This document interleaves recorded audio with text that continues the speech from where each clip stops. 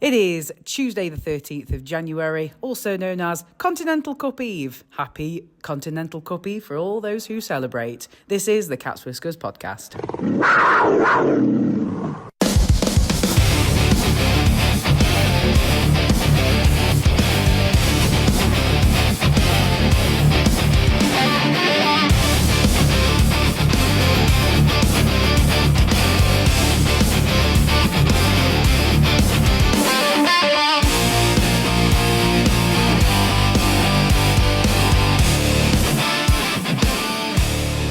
Good morning, good afternoon, good evening, whenever you happen to be listening. Once again, we are gathered around the table for another episode of the Cat's Whiskers podcast. So around the table with me, we have Adam. Evening all. And we have Ant. Hello there. And just before we go any further, a little bit of plagiarism from me. The intro, Adam's kind of responsible for that. I didn't think up that on my own. So I just want to make that abundantly clear. So I can stand my lawyers down then? I would prefer that, yes, thank you. There will be no legal action being issued tonight on this podcast. No, I appreciate that. Thank you so much. Before we get our Continental Cup on, we want to go over the last few weeks of domestic action.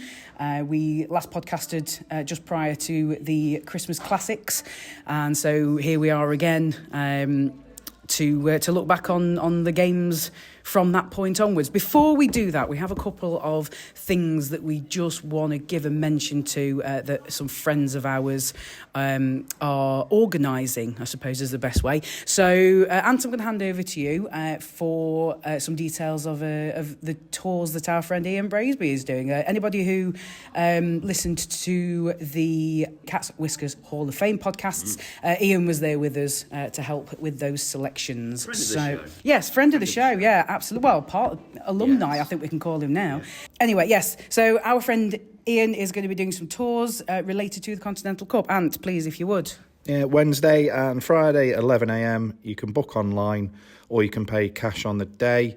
If you want the details, go to artist formerly known as Twitter and look for Ian Braisby. That's IANBRAISBY. And yeah, he's a tour guide. That's his job. He does tours all around the UK and some in Europe as well, and around the world and stuff that he's done. So I know a bunch of our lot are planning on going on it on one of the days.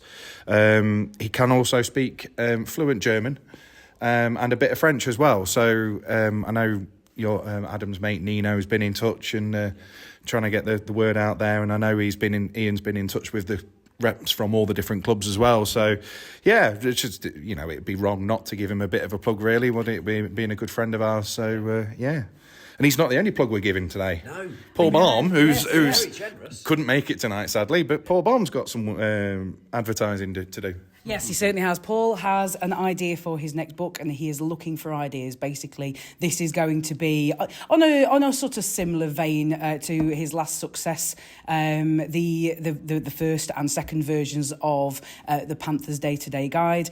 Paul is going to be doing an A to Z of Panthers history, and he wants some ideas for what people want to see. I have seen some replies so far as being short-term, dare I say it, underwhelming players, squad numbers. You could write a book in itself for underwhelming players. The squad numbers thing is quite a good one, because, I mean, when Adam and I go swimming, me, him and Gemma often will count down how many lengths we've got left to do by naming a Panthers player who's worn that number. So that would help us. Instead of rolling out the same ones as 7 to go, Lacko. Yeah. Always Lacko. Never.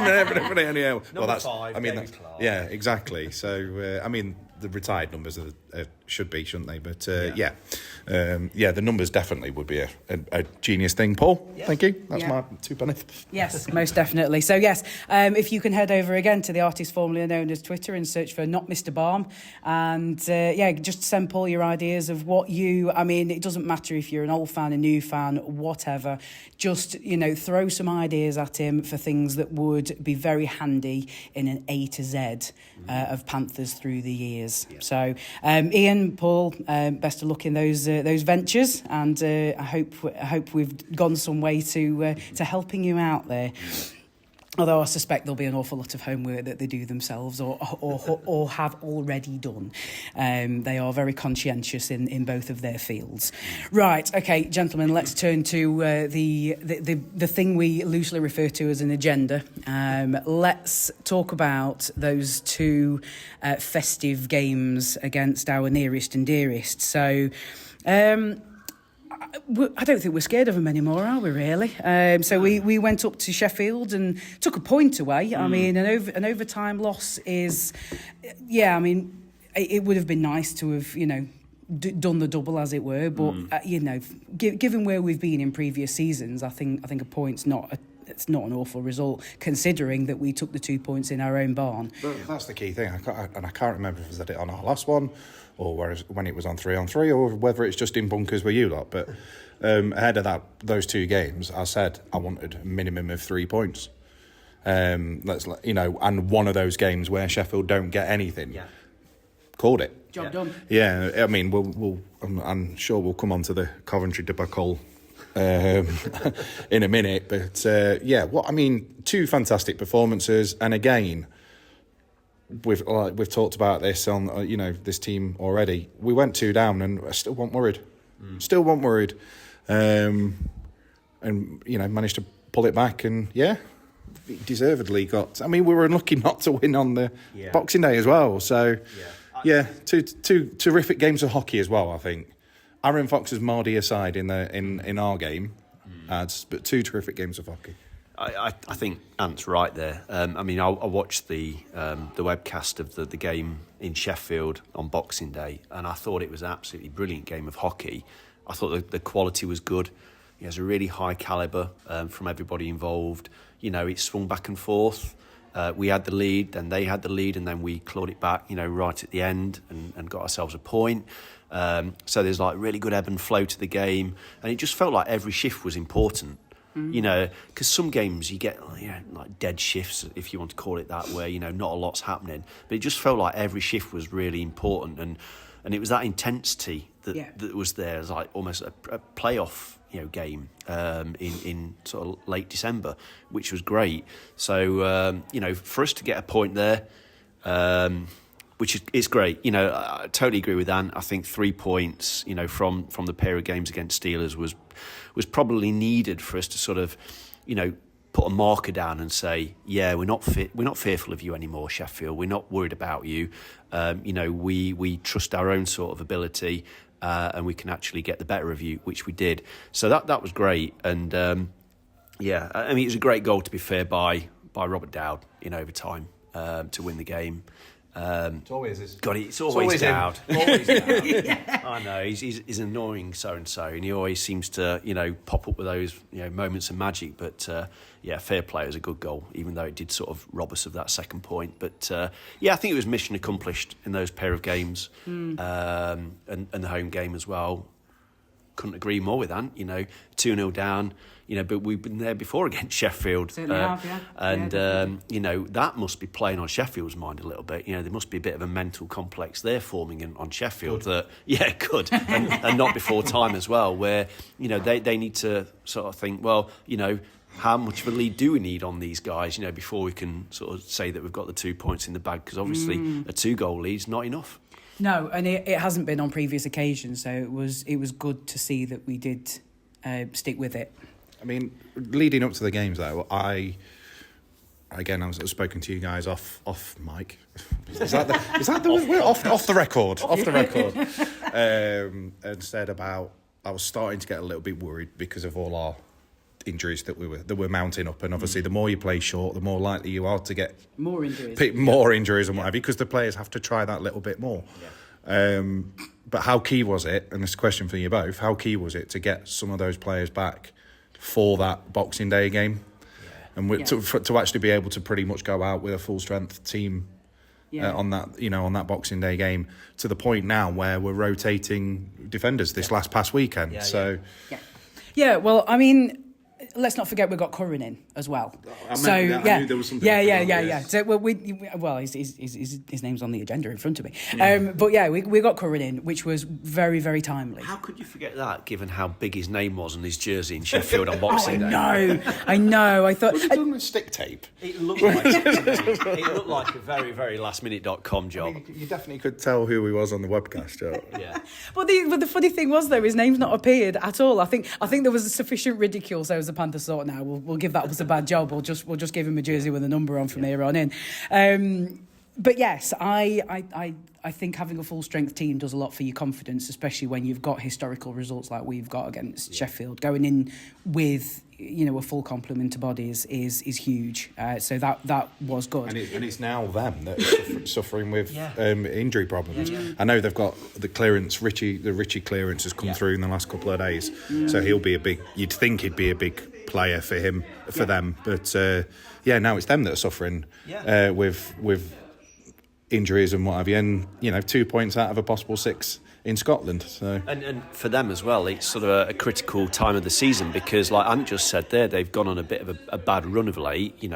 We kicked off, which is nice, but this is a time of the season where if they want to be playing catch up and trying to sort of close that gap to the top of the league, their players are going to have to give a little bit more. And if they don't have, the bodies on the bench, then, that's going to be really physically tough and demanding for them to actually, give it a little bit more and go to the well more. So, long may that continue. You'd think, based on the reactions on social media, though, that they were bottom of the league and were out of everything, wouldn't you? Yeah. Not in the semi-finals of the Cup and not still... I know they're, fourth? Are they now? But they're still 4 or 5 points back. Yeah. And plus, as horrible as it is to say, you never count them out. No, absolutely not. No, 100%. And I think... but while they struggle, long may it continue. Oh, yeah, 100%. I mean, we saw a tweet at the weekend that it was, woe is us, how badly banged up are we? That we're missing 2 players. We've had games this year this season where we get out 3 lines. Well, we've had games this year where we have run 3 lines. Yeah. And what was there? There's more lines in a Danny Dye movie.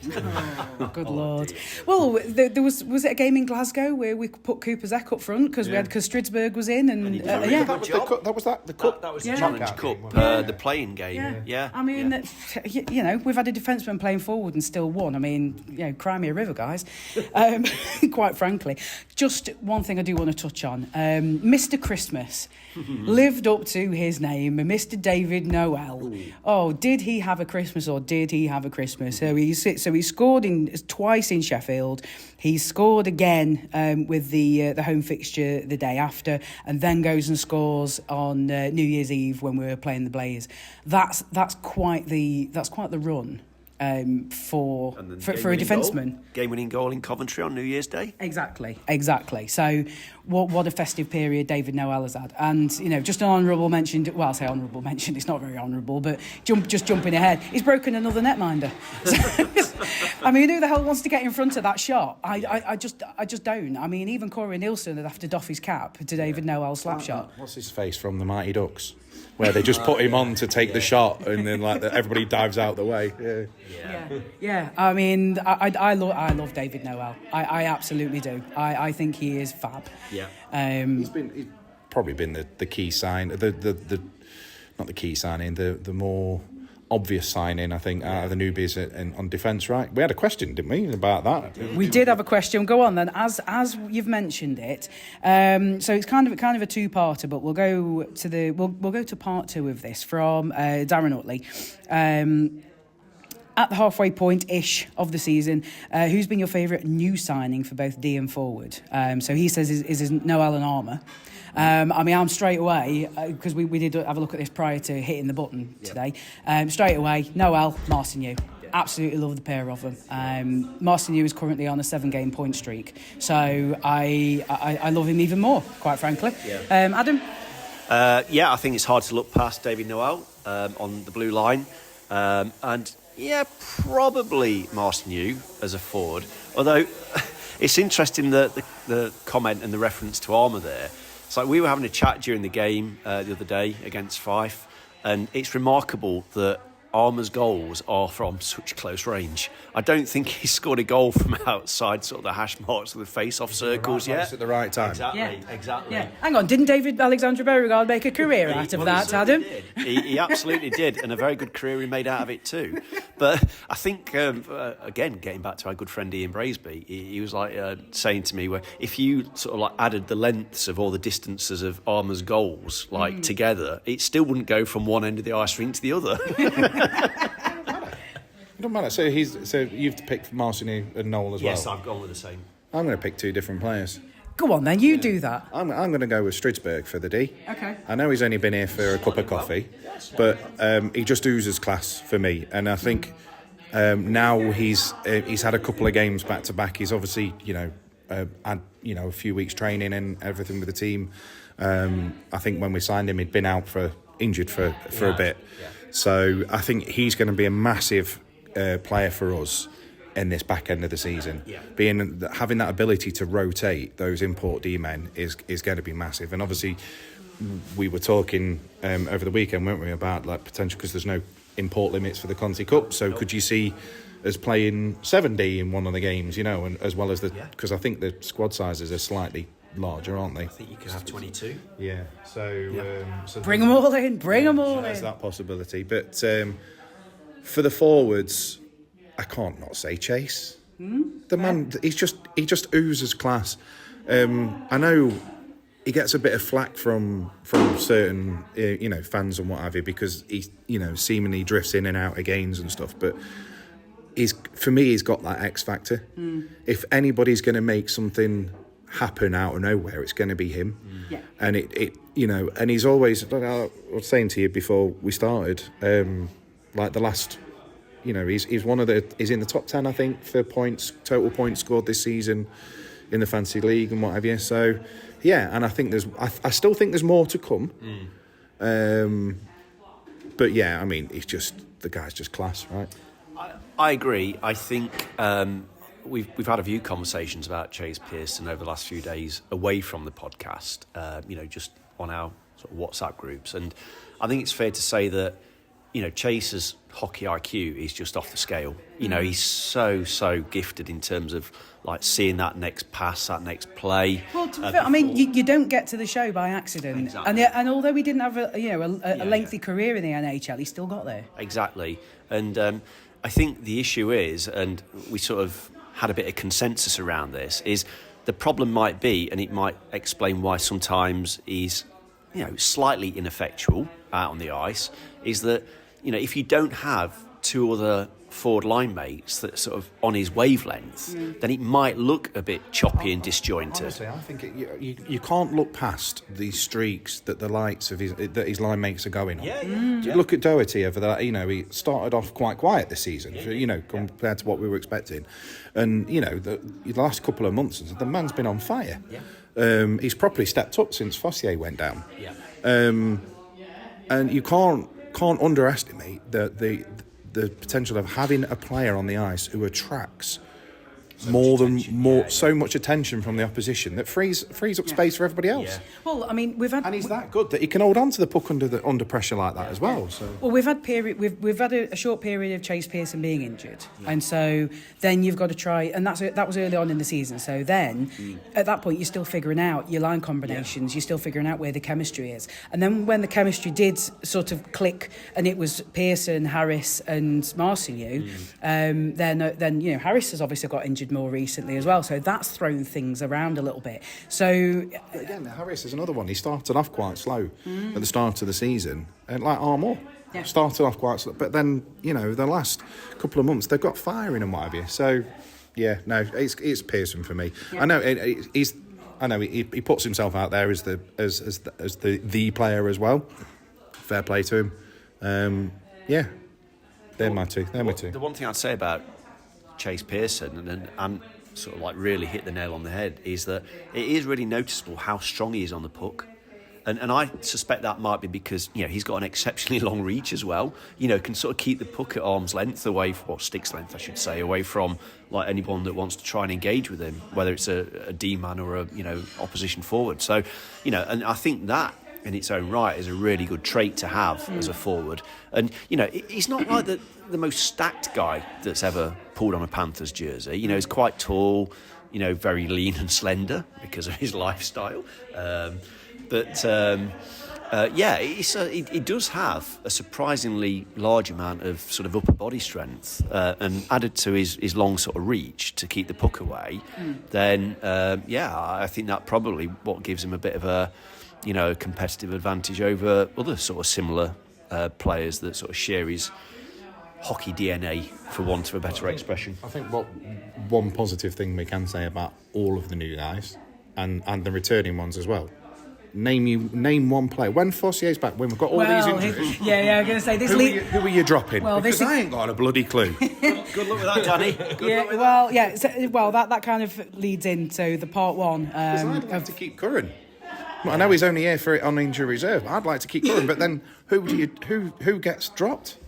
Who gets deregistered? I ain't got a clue. No. Well, I think the 6 weeks that we're supposedly there's about 2 weeks left of that. That we've signed Curran. I feel like that was quite smart, but obviously that depends what's happening with Fossier. So just to sort of bring this back in a little bit. So part one of Darren Nutley's comment, when Fossier is back, who moves lines, who is dropped. It's almost like I've read it in advance to prepare for this team. Look at you, teacher's pet. I'm going to say, as I sort of jokingly said a minute or two ago, Danny's got a difficult job here because, rotation will be key.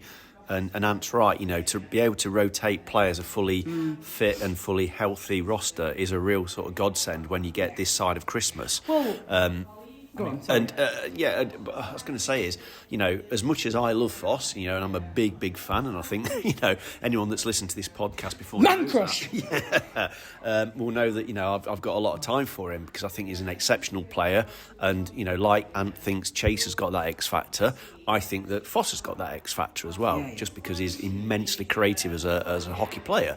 You know what? Foss is going to have to earn his way back into the team, and he's going to have to sort of earn his time back on the top line.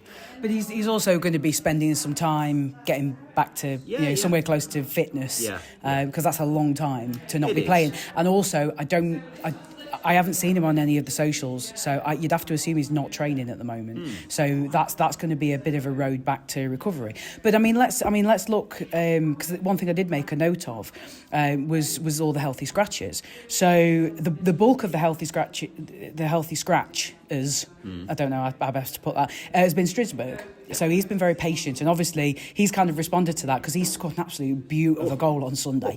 That was an absolute pearl. A forward would have been proud of that.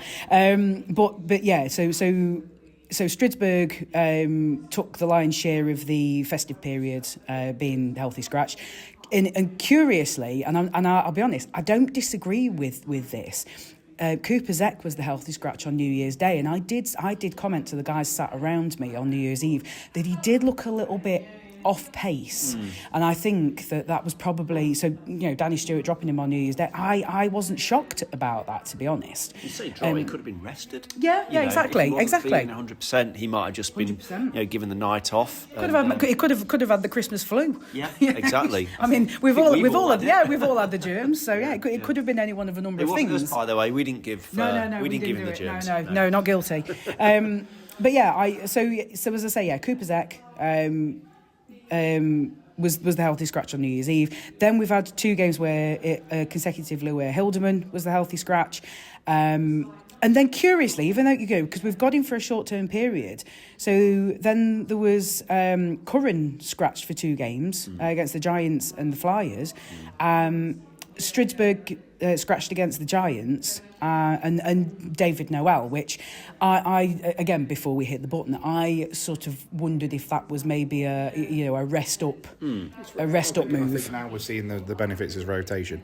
Yeah. And like I say, if anybody's got a slight niggle, what's the point? What's the point in risking it? We've got a huge week coming up now. This is the biggest week of the season so far. Regardless of the festive period, the biggest games in the world ever, out of everybody in the universe and what have you, the Sims and Moran used to talk about. No, this is the biggest week of the season so far. Unfortunately, it's then followed by the biggest week of the domestic season so far with those 2 home games against Belfast. So yeah, I mean. But yeah, just to wind it back to answer the question, I think you don't have a one single person, because the thing is, we still have to sort of think back to the fact that Nolan Vulcan was signed at the beginning of the season as injury cover, essentially as like a spare body when Alfaro was injured, and he's been fantastic. In all this period, he's not a little bit to get going, but now he's going. You're seeing the benefit of that. So he doesn't actually now, for me, become the obvious person. The only people whose place is safe are the Brits. Yeah, that's it. There's no way you drop it. You can't drop a Brit for an import. Even them, they should be. For me, I don't understand why Curran, who plays for Team GB, is classed as an import. Well, I mean, I understand, but the reasoning is complete and utter horse poo. It's like if you're playing for that national team, then how can you be classed as an import? It's just daft. But anyway. But anyway, yes, yeah. Anyway, let's dial that back in. We'll bench that one, and we'll maybe come back to that another day. There's 2 things for me about sort of carrying extra imports. Is like, one, it's brilliant because it gives Danny every opportunity to sort of like pull players in and out of the roster, if he thinks that they're not quite sharp in training and he sees something, or maybe one's got a niggle that just needs a week or 2 to... one's got man flu, needs a couple of days off. Flu, yeah. I don't know, yeah. Just to put it out there. So that's good for Danny. Danny is probably in a really privileged position at the minute in terms of the resources that are available to him on the ice. The thing that might be an issue going forwards, and I'm playing devil's advocate here, is there comes a point in the season where you sort of want chemistry, like across the D and or the forward lines, and in the net as well. So if you keep switching and swapping people out of the roster, there is a chance that you sort of lose a little bit of chemistry along the way, and that might be to the detriment of how the team performs. But on the flip side of that, if you're doing it enough and the team are working together in training and what have you, you only need 2 players to be consistent, to have some sort of chemistry there. And the best thing about that, it keeps the opposition guessing. Instead of going, they're going to line up. You remember that Jose Mourinho? I'm looking at Adam here because Tina won't know. The Jose Mourinho. No. More importantly, Tina doesn't care. The press conference he did when he says, "I could name you the team now," and he just You can't do that for us because you've no idea if everybody's fit and firing like they are doing at the moment. You ain't got an obvious person who's being left out and whatever. How can an opposition coach or team prepare for that? Exactly. I think that's a really good point. And something else as well. This comes down to how Danny can sort of manage the sort of disappointment of individual players that he has to leave out. And we've seen that no one's been left out for sort of more than 2 games. But if someone was left out for 4, 5, 6, or maybe more games, how are they going to feel? Vulcan wasn't he? When Alfaro came back, and Vulcan was left out for a number of games there. And before. I did worry that he was going to, get a bit fed up and leave. Yeah. And then we got more injuries. I think Chase got injured, didn't he, at that point, and Vulcan came in, and at that point, Vulcan then came back and he started, giving his points as well as, with the effort on the ice as well. So it's not obvious. It's perfect scenario for Danny to be in, I think. And like I say, we don't know how long Foss is out for. You can't take any risks. And the best thing about it is we don't need to take any risks. That's true. There's no point in rushing him back, and we don't need to rush him back if, while we've got all these, this wealth of talent. And it's not like we've got, back in the day where we got, some dodgy Eastern Europeans coming in for a month or so just to fill the numbers up. None of them are there just to fill the numbers. They're all there on their merits now. Okay then, chaps, let's pop back up towards the pair of games against Coventry Blaze, New Year's Eve, New Year's Day. The New Year's Eve game was very disappointing, I have to say. It was kind of like we'd spent so much effort on the Steelers games that we had a little bit less in the tank than we really wanted to have, and Coventry took advantage. I mean, they did to us kind of what we did to Steelers, because they got a point in our barn and then took 2 points in our barn and then took a point in theirs. So it was a bit of an odd one. Quite frankly, the one that Coventry as well, they were terrible against those 2 games against Cardiff, and I think Kevin Moore was clearly not happy at the end of the home game. I think he got kicked out of the game actually. Oh God, he did, didn't he? Yeah, well remembered. Gosh, yeah. I mean, that's quite a feat. Given that the what some coaches do and what some coaches say that I hear a lot of because of my proximity to the away bench, but so it must have been something pretty severe. Yeah, he clearly wasn't happy, and I think he was frustrated with his team as well, like a lot of their fans were. But now a lot of their fans, looking at you, Mr. Bonninger, are now happy as Larry again, and they're a little bit more positive ahead of the cup semi-final against Belfast, because those 2 games, they got 3. Again, they did to us what we did to Sheffield. 3 points to their 2. No, as in points wise, not the performance wise. But we were also, I think I think we coasted at 4-2. I think we were coasting a bit, and then those Coventry scored those quick, 3rd and 4th goals, and for me there was only one team that was going to win it after that. Yeah, I totally agree. I think it was really sort of un-Panthers-like actually under Danny Stewart, the way that we just sort of eased off the gas in that game and gave up that 2-goal lead and let Coventry win it. And I mean, blimey, what a time for a game-winning goal as well, because it virtually gave us no time at all to do anything about it. It was almost Sheffield-like. It was very clinical. But disappointing to. Jason Lafreniere has passed away. He saw that he had a massive heart attack. Apparently he's passed away. Oh, that's... So, a bit of breaking news there. Sorry, a bit of rubbish news as well. So, condolences to him, his family, his friends, and the entirety of the Sheffield fan base. Yeah.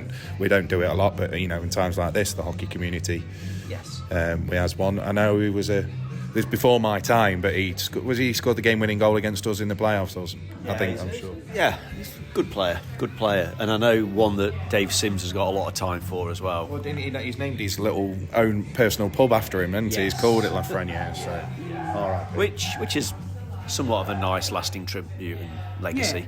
Yeah. But sad news, and echo everything that Ant just said there.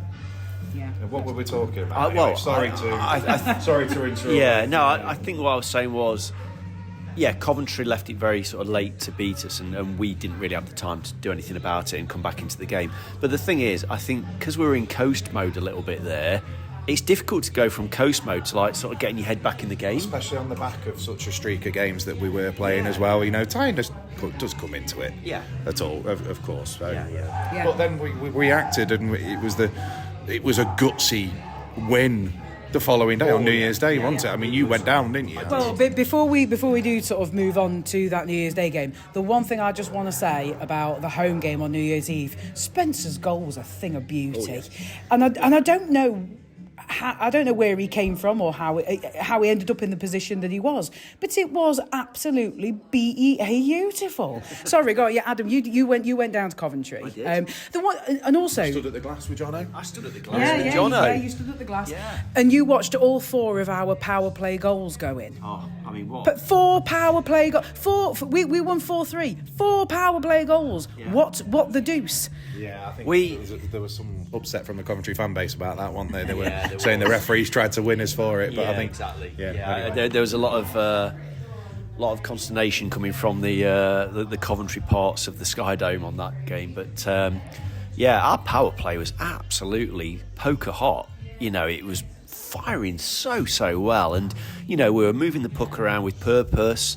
Guys were taking good positions up. And we just genuinely, when a Coventry player disappeared into the penalty box, it was one of those where you think, how long is it going to take to score? It wasn't, are we going to score? It's like, how quickly into this power play are we actually going to, light that lamp? And it really, really good. But actually, I thought it was a cracking game. In fairness, maybe the first period was a bit of a slow burn, but the second and third periods, were really, really good. And both teams just went at each other absolutely, hammer and tong. It was a bit like old style hockey, and the atmosphere was great as well. Which it always is actually. When the Sky Dome is full, which doesn't happen as often as it used to. It can generate a really, really good atmosphere. And I like you just said, myself and Jono were down at ice level, at the boards, and it had been years since I'd seen a game from down by the boards. To facilitate some in the juniors, wasn't it? It was, yeah. I was trying to be sort of. He was Panther fan in Lucy Bullard. Yeah, yes. Yeah. Controversial. But yeah, it was great, and even though you don't quite get the same sort of vantage point and you can't see all of the ice as well as you can when you're back up in the seats, you got sort of raw emotion, and you sort of like getting guys, checking right in front of you, and the plexis reverberating. It's just good. It's sort of like whetting my appetite to be back down there again. For future Coventry games, I might make a thing now of standing by the boards more than I have done for the last few years. Football as well. That's why I like sitting near right at the front for the footy. Again, you can't see as much, but you can just smell the grass, and you get that more sort of personal. Yeah. View and everything, because you can hear what the players are saying and stuff. So it's good. It's good fun. I won't do it all the time, but I will. And I forgot how much of a fright and a shock you get from a really, really hard hit puck flying into the plexi right in front of you. Yeah, David Noel looking at you again. No. Well, he managed to find the net, thankfully, in overtime. Yeah, but I'm sure there's always some wayward shots that get blocked or something in there. Let's turn our attention a little bit further up the calendar. So we had a game against the Guildford Flames, in which the players looked very tired. It was a terrible game of hockey, that one. It was awful. Yeah. It was so. Just like the message, the fact that when you're spending most of the game messaging in each other to say how bad the game is, but we won. And that's all that matters at the end of the day. We got 2 points. Yeah, 100%. So let's just draw a line and then move on. It doesn't deserve to be talked about anymore. No, I suppose not. I think there might have been a case of us trying to sort of like not make the same mistakes that we made against Flames the previous time they were in town. When they quite comprehensively beat us. Yes. And it might have been a combination of fatigue, because let's face it was a crazy festive schedule for every team. And I've had conversations in the last few days with other hockey fans to say, well, the fact that the players play so much over the festive period, is that sort of acting as a drag on the quality of hockey that you see over Christmas, because the players can't give everything. They can't be at their optimal best in terms of what they can give, if they're off the back of sort of like 5 games in 10 days or whatever it is. It's in these sort of periods where there is such an intense schedule that the conditioning comes into play, and that's where that's where a big bench helps. Well, yeah, a big bench, but also having the players in place. Yeah. And when I say the players, I mean the behind the scenes players. You've got like for Panthers, we've got a strength and conditioning coach. We've got Laura Jo. She was probably very busy over the festive period. So I think they cloned Laura Jo, so she's working on multiple players. That sounds dodgy, doesn't it? But sorry, Mrs. Kelsall. Yeah, let's not do that. Well, soon to be Mrs. Kelsall. Don't get ahead of yourself. All right. The same weekend, so it was a double homer weekend. So the Sunday fixture was the game against the Clan. I got struck down with a bit of girl flu for that one, so I was watching alongside Mr. John Bullard and Mr. Dan Green, and that one felt like, if you're saying that the Guildford game was awful, the Clan game, it was large parts of that were a massive yawn fest. Yeah. However, like you say, we won. But then again, once again, playing Clan at home, the game has turned on their netminder going off injured. Yes. Although, I mean, last time he was sick, wasn't he? He was poorly, I think we were told. But yeah, don't get in the way of David Knowles' shots. Just step aside. Yeah, just step Netminders, aside. just step aside. Yeah, just let it happen. That clip, Panthers need to. I know it's making a bit of mockery out of a player getting injured, which it's not on. But why? If you're Panthers, why are you not clipping that up and sending it to all the other teams that we're about to play this coming week and say, yeah, this is what happens if you get in front of that. So don't. Just let it in. Just let it happen, guys, because could be a problem for you. It does come with a bit of a at your own risk kind of thing, doesn't it? So then we move on to Saturday just past, where the guys went over to Belfast. I did not watch the game, so I can't comment on it, only on the fact that it sounded that like we were just not at the races and Belfast were just all over us. It was a bit of both. I think you've mostly got to give Belfast the credit, as much as it sickens me to do so. They came out determined, and they knew from moment one what they were going to do, and they just put us under pressure. Didn't allow us to settle at all, and obviously it's a hell of a trip to Belfast in the conditions that they had to fly out to Belfast with. It's on the anniversary of what happened to us last year as well, which that should be consigned to the history books of please never let that happen again. Well, I mean, look, right, I'm just putting it out. I know we're going in March this year, right, but we are not flying from Manchester and we're not doing it in the evening, right? So if there's any snow that March weekend, we're going from East Midlands and we're going earlier, so we should be fine. I'm going over on a boat. It might be a bit choppy. Well, we'll make choices, Antoine. I've got a rowing boat ready, so I'm going to break the journey at the Isle of Man and then maybe have a coffee and then carry on. No, I tell you what. After last year, I think we should all just chip in for a speedboat. Just build a tunnel. Why can't they just build a tunnel across the Irish Sea? For March. No, it's not help us for March. But No. going back to the game. Anyway, yes. Yeah, Belfast were terrific. Yeah. Yes, we were slow coming out of the blocks. And then by the time we did get going, we were already 2-0 down. So, credit to them. And Belfast have been, out of all the teams, they're the ones that are now looking more likely, aren't they? I know if they win their games in hand, they go a point top. Yeah. Yes, they've been kind of waiting in the wings almost and been very quiet about it, and then all of a sudden everybody's kind of looking over the shoulder and being like, oh, hang on, oh, you're there. Yeah, and it's the traditional second half of the season where Belfast play 90% of their games at home. And they replace every single import. Well, yeah, Twice over. Yeah, there is. Well, we ain't got that. I'm still waiting for what's his name, Besco, to rock up, answer the call. So and we alluded to it earlier. It just makes those two games against Belfast at home huge. All the more crucial. Absolutely away. Huge. Yeah. And it's basically, you could say, maybe our season and Belfast season will be defined by those two weekends. Well, they've got Sheffield this weekend in Sheffield's double header. Yep.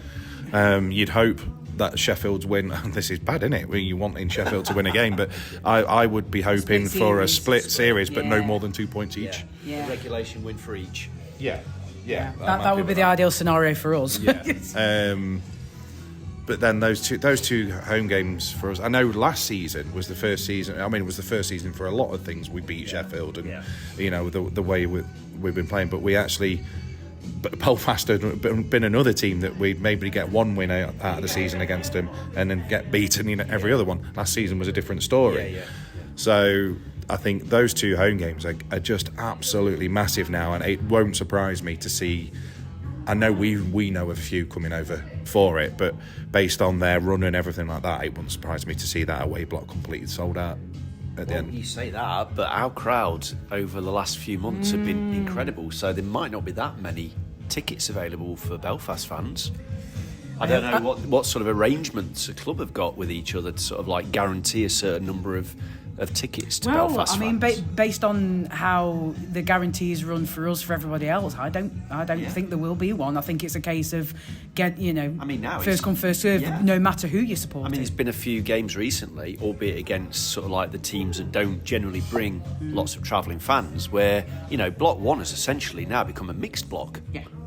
So you've got mainly Panthers fans in there, and then, 25, 30 Guildford fans and, 10 Fife fans, or, it's the crowds that Panthers are playing in front of in the last few months. It's just ridiculous. Yeah, most definitely.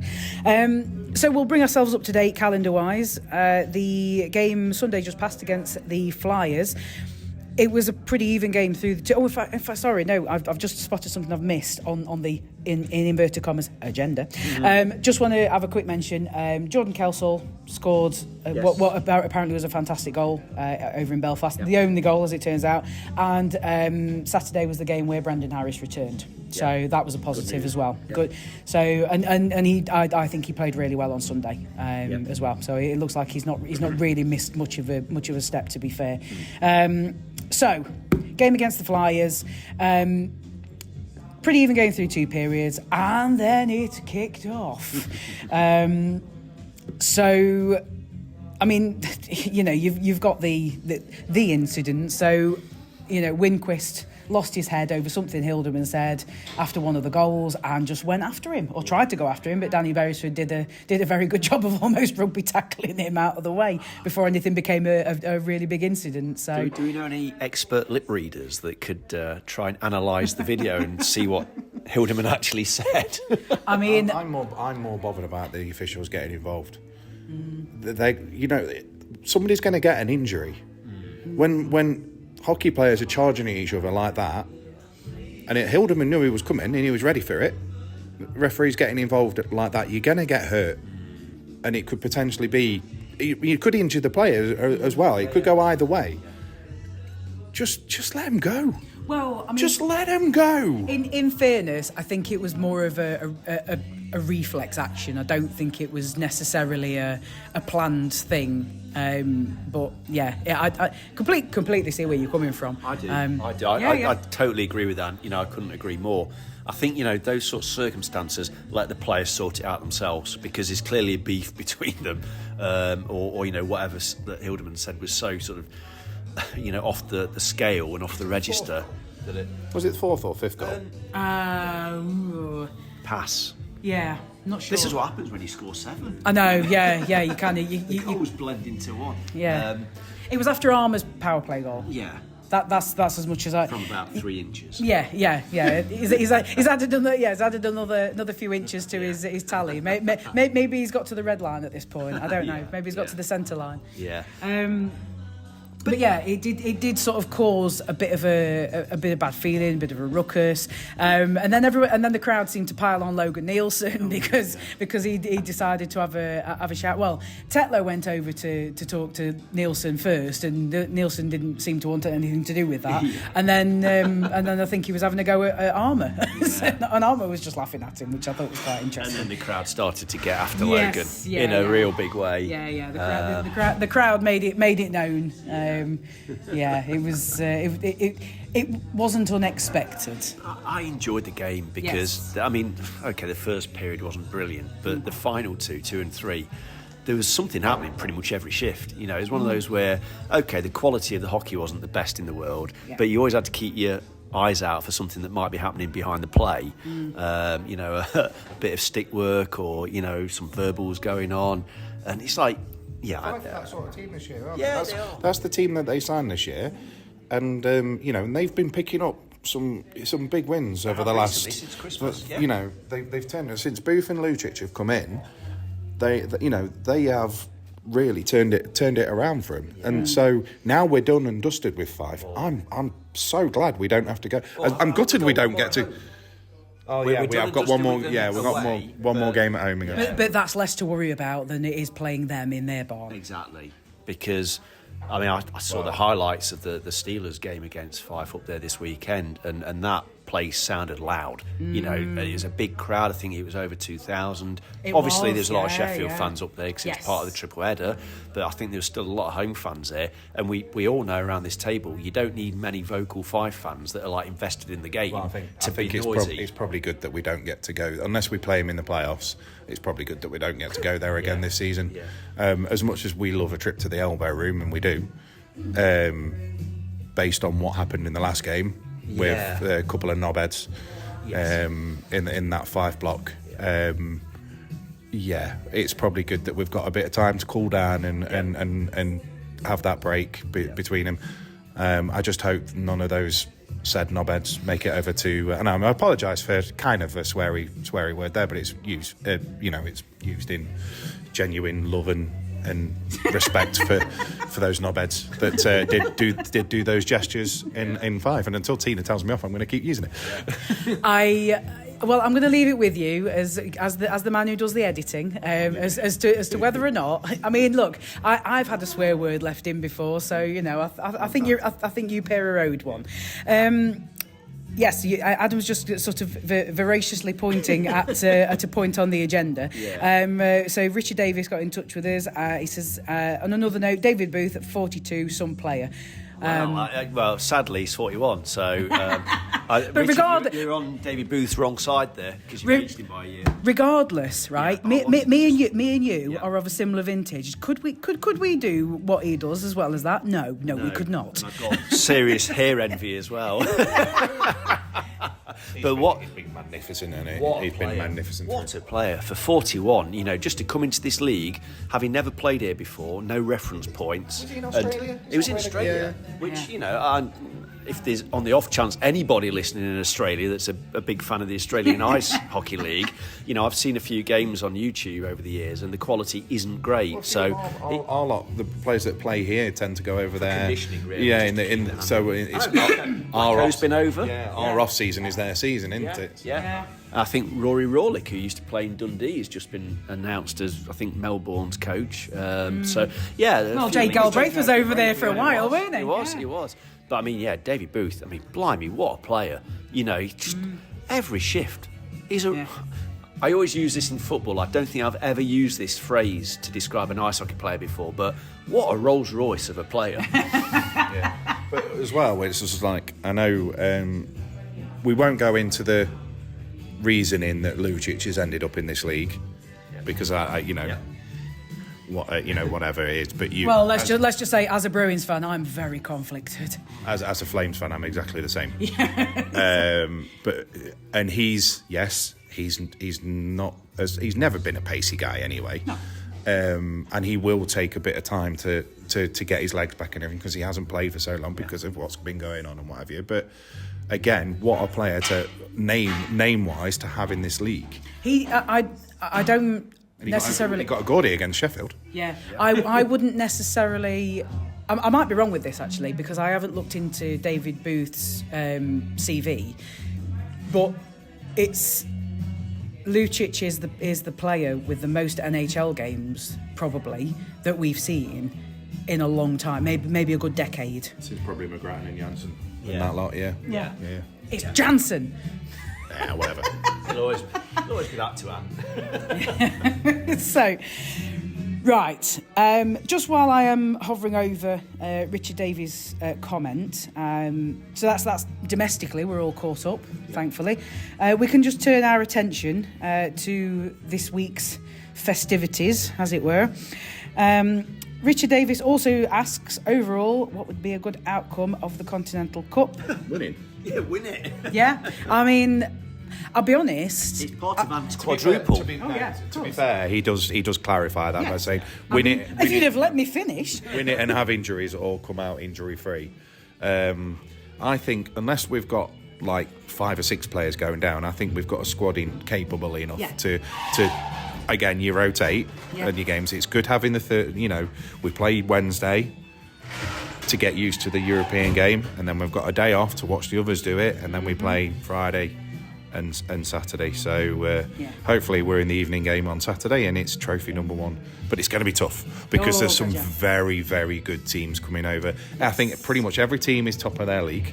I did do a little bit of I started doing a little bit of a kind of a summary roundup comparison type thing. So obviously Panthers are currently at the time of writing, they are top of the league.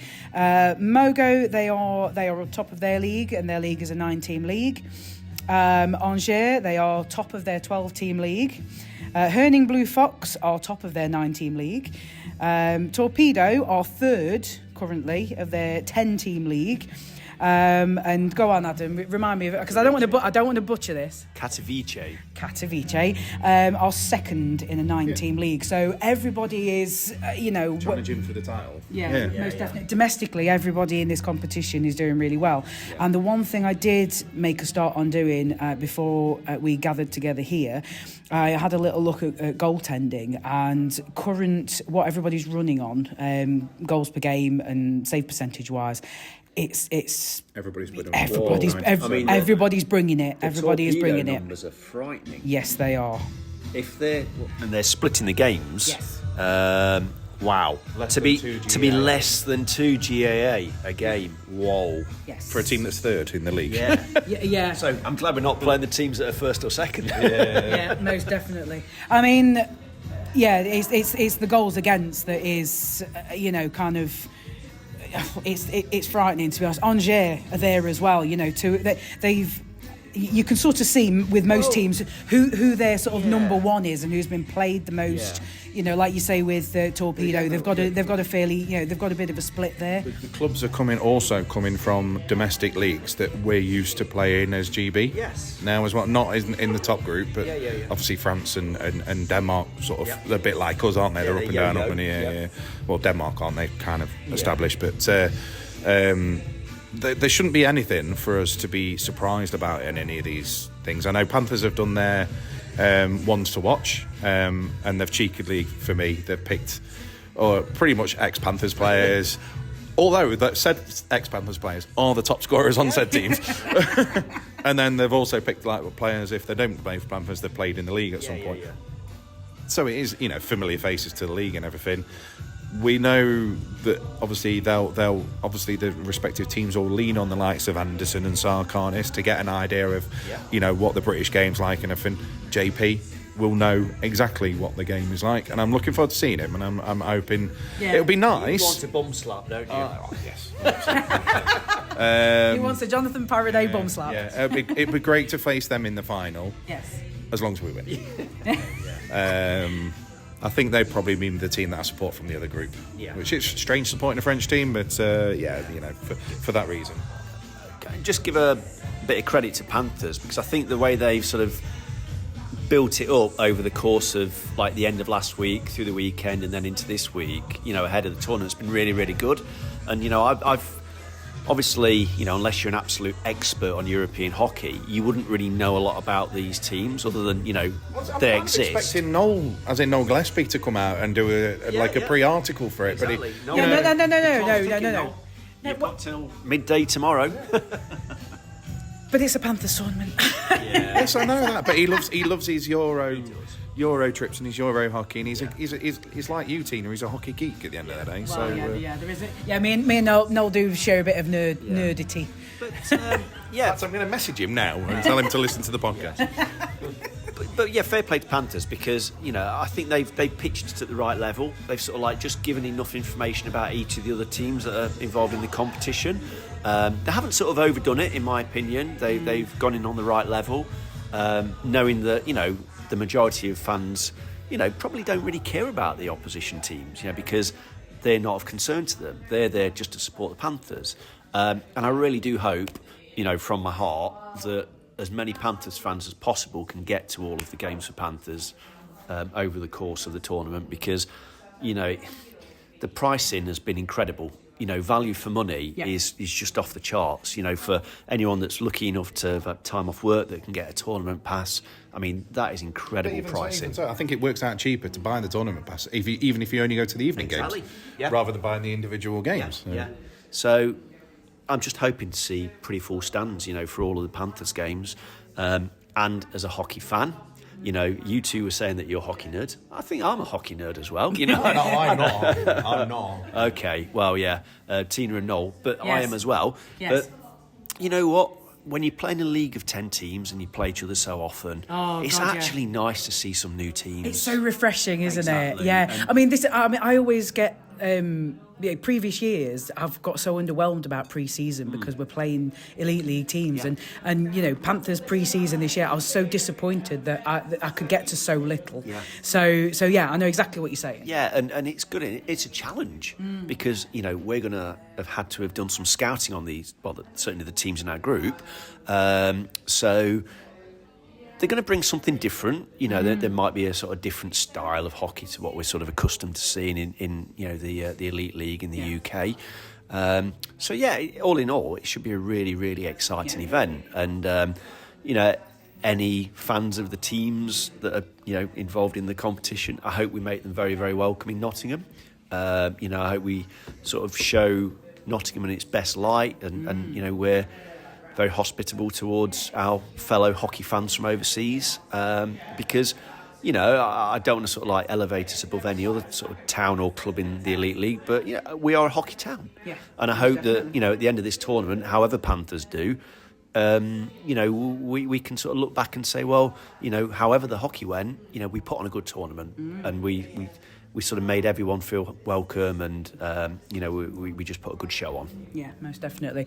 I just want to quickly touch on what you said about doing your homework, which I think is really important. And the one thing from the kind of comparisons that I've done so far, in terms of the quality of the netminders that we're expecting, if we think back to that first time that we entered the CHL.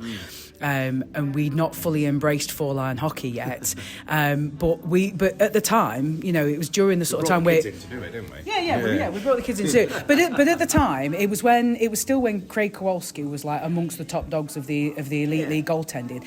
The Swedish team that we played, they tore him apart. Yep. They absolutely tore him to bits because you could tell they'd done their homework. They knew what his weaknesses were, and they had the skill set to exploit it.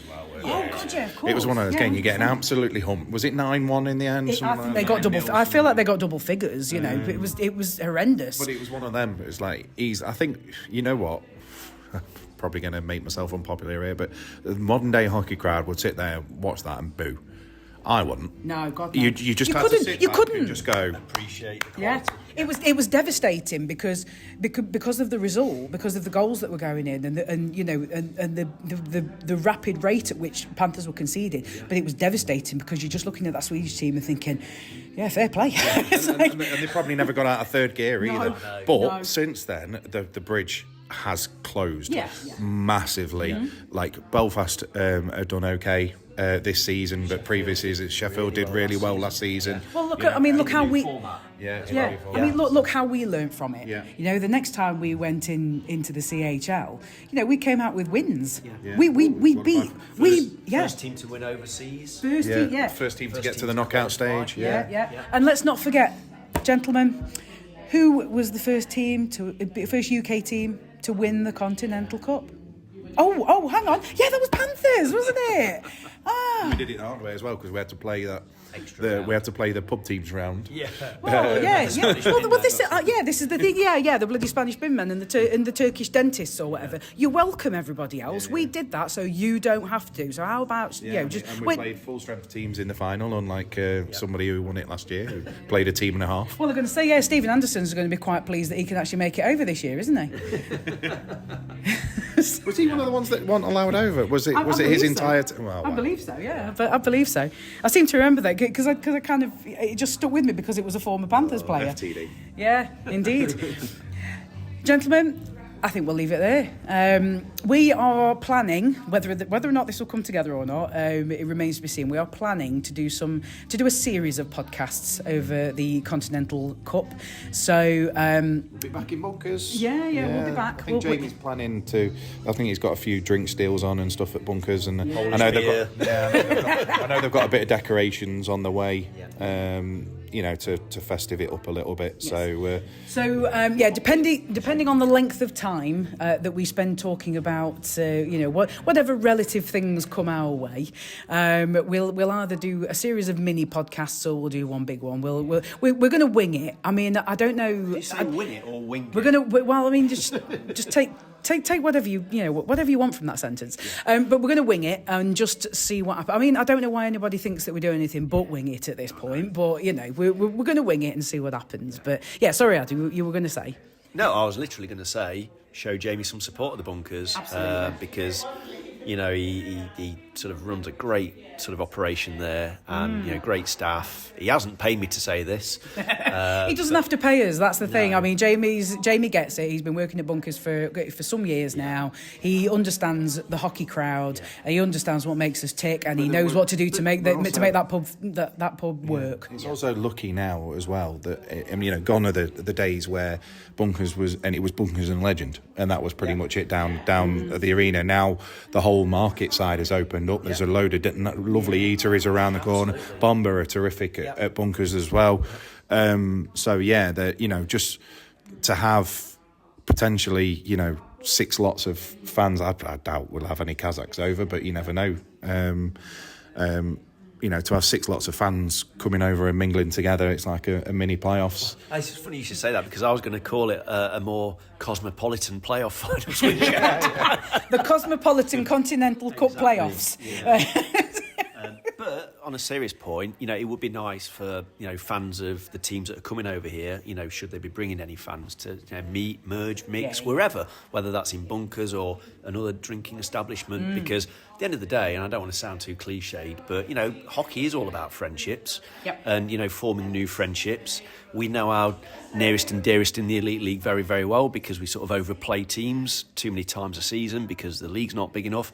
So, to make some new friendships potentially over the course of the next few days, that's something to welcome. Yeah. And that's what it should be about, right?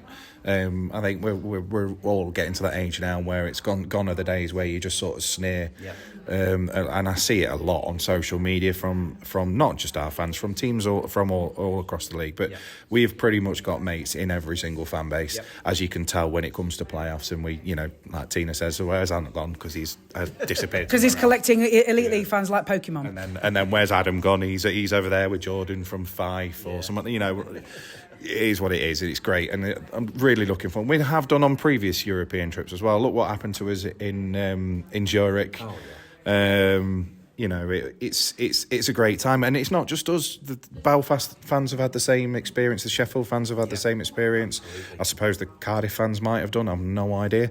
I don't really care. It should be a terrific week of hockey. It's a chance to win a trophy and a huge chance for British hockey to be back on the European map and what have you. Sadly, it doesn't come with a Champions League spot anymore, but we won't need it anyway because we're going to win the league and get the Champions League that way. And on that bombshell, I think we'll leave it there. We did have a couple of other comments. People got in touch. Apologies. We genuinely are going to.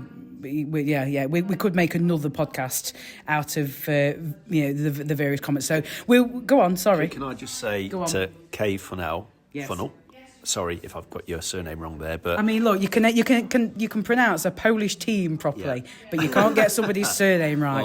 I think I've seen the phrase of the season here, where Kay says Doherty reads the game like a Sunday paper, just puts the puck where it needs to be. I mean, that is a brilliant line. Fair play. If I was wearing a cap, I'd doff it to you. Apparently, there's a bunch of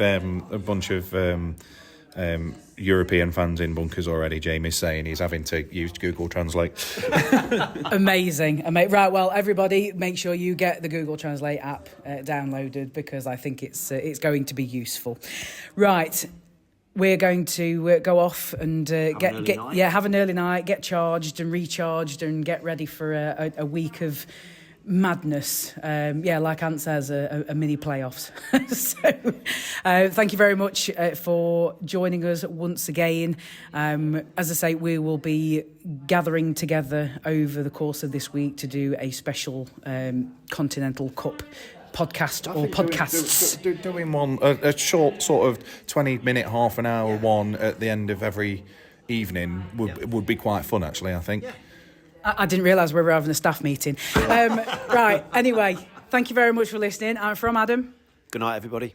I'm from Ant. Take care. Hope to see plenty of fans out for this week, and let's bring it on. First trophy of the season. Come on, boys! And from me, it's TTFN. Until next time, thank you very much. We'll see you again.